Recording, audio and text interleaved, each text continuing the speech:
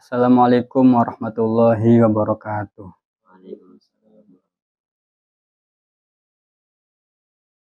Mari kita sebelum mulai belajar kita terlebih dahulu berdoa. Bismillahirrahmanirrahim. Raditu billahi rabba wa bil islami dina wa bi Muhammadin nabiyya wa rasulah. Rabbi zidni ilman warzuqni fahman. Amin.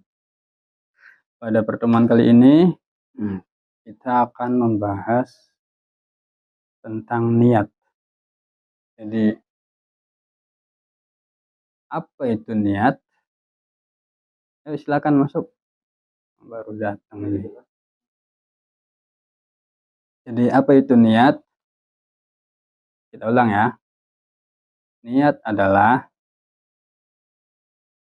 maksud atau tujuan itu secara bahasa. Dan secara istilah, niat berarti keinginan hati untuk melakukan perbuatan atau tindakan hanya karena Allah. Itu.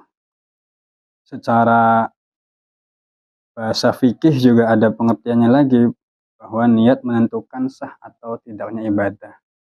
Seperti halnya ibadah-ibadah mahdoh ya, seperti halnya wudhu, sholat, terus apa lagi? Zakat, puasa, haji itu mempunyai niat tersendiri. Dan kalau niat itu tidak diucapkan atau tidak tidak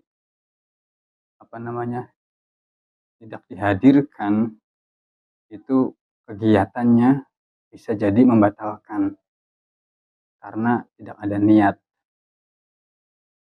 Misal kayak wudhu itu kan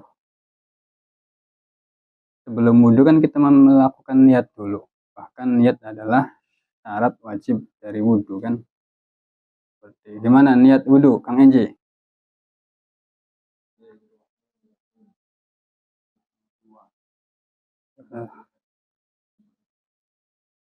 Nah, iya, jadi niat wudhu yang demikian itu harus diucapkan dan harus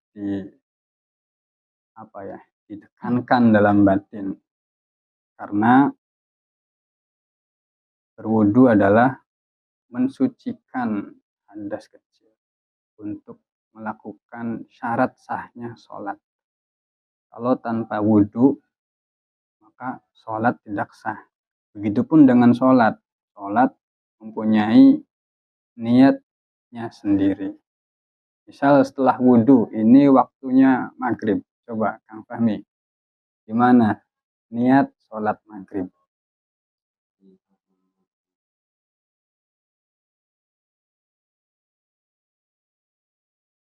Betul. Jadi niat sholat maghrib itu kan, saya niat sholat maghrib 3 rakaat. Terus apa lagi? Nawaitul sholli fardhu maghribi 3 rakaatin mustaqbilal, menghadap kiblat kan. Terus adaan makmuman lillahi ta'ala. Ada kan. Artinya sekarang. Makmuman itu kalau sebagai makmum. Tapi kalau sebagai imam ya adaan imaman lillahi ta'ala. Itu niat dalam aktivitas ibadah yang mahdoh atau yang wajib. Adapun niat dalam aktivitas harian di luar kegiatan ibadah mahdoh itu adalah ibadah ghairu mahdoh. Artinya niat di luar ibadah mahdoh atau ibadah yang wajib. Seperti halnya kita bangun tidur. Itu kan ada doanya tuh. Nah, doa-doa dalam aktivitas juga itu termasuk dari niat. Karena dilihat dari definisi sendiri, niat itu adalah apa tadi yang bilang di awal? Ayo, masih ingat enggak? Tadi di awal kita bahas niat, apa pengertiannya? Menghadirkan. Oke. Menghadirkan. Terus sedikit lagi. Syarat sah ibadah. Oke. Syarat sah ibadah. Terus apa lagi?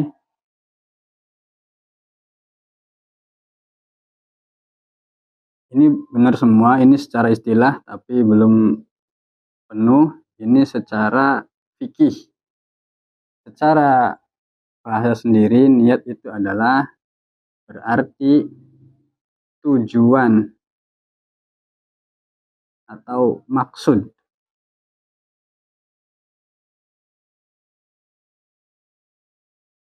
Begitu. Dalam aktivitas hariannya, contohlah kita sebagai santri. Kita berangkat pesantren atau kita daftar menjadi santri. Punya niat enggak? Nah, itu dia. Apa niat kita untuk pesantren? Menuntut ilmu. Oke, yang lain?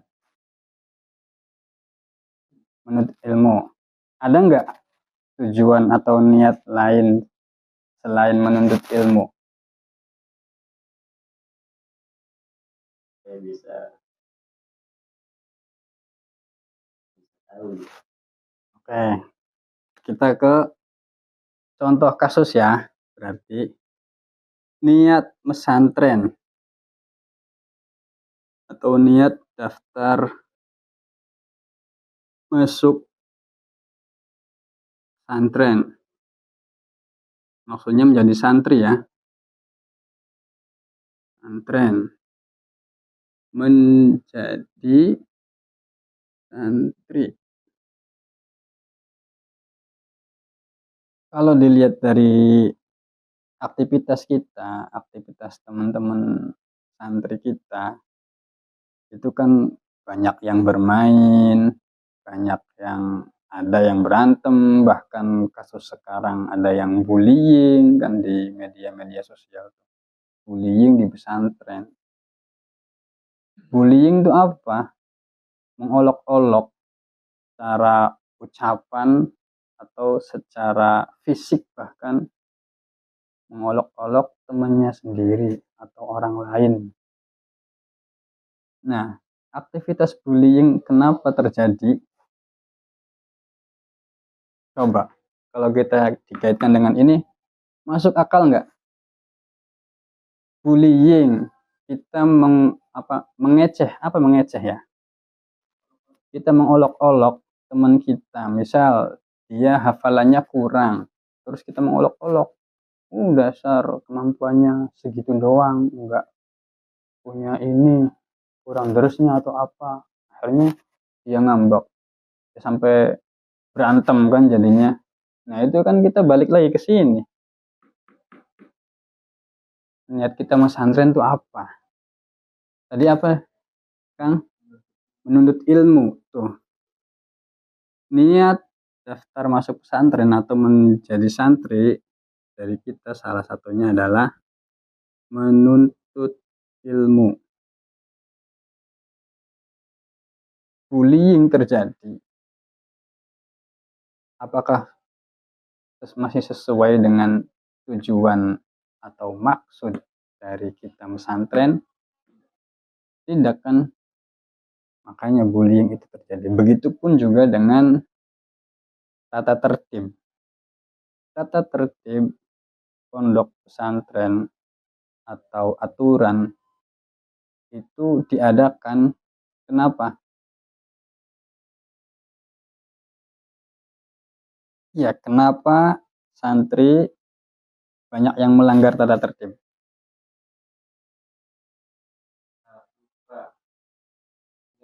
Nah, itu dia. Kaitannya tetap ke sini. Kenapa ada aturan pesantren? Kenapa banyak santri yang melanggar? Karena balik lagi aturan atau tata tertib pondok pesantren atau sebuah lembaga atau kelas adalah tujuannya untuk mengingat kembali ke niat awal kita.